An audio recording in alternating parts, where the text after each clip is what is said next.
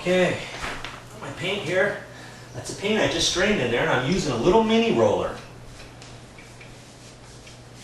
That's all I'm going to use.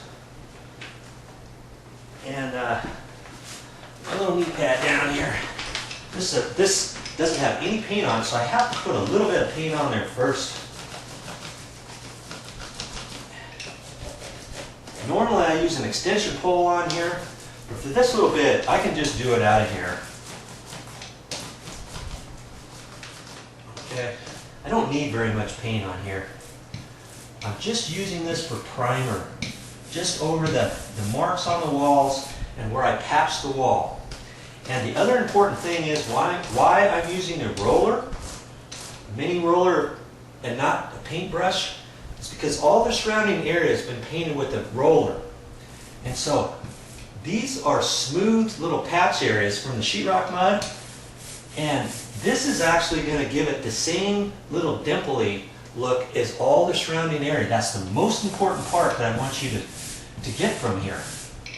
Okay, because when this dries, now that's going to match what's on the wall. That's really important, because if I were to just paint the primer on here with the paintbrush, oh, I'll just do it with the paintbrush, you know, it's going to be smooth. It's not going to have the little dimples on there. I don't care what kind of roller you use,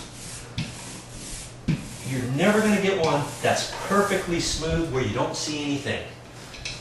The only way you don't see anything is if you spray your walls. And most walls, most interior walls have been rolled. You don't see a whole lot with spray. But even if you did, you'd have to do something different for that. Okay? But that's all I'm going to do around that patch. Okay, that's just my primer. That's all. That's it. There. That's all the primer I'm going to use for that patch. Simple. Once this dries, then I'm going to get into my finished paint. It's almost the same color as this paint that I'm using for the primer, but it's the color of the wall. Then I'm going to put a coat over that first. Then I'm going to end up painting this entire wall.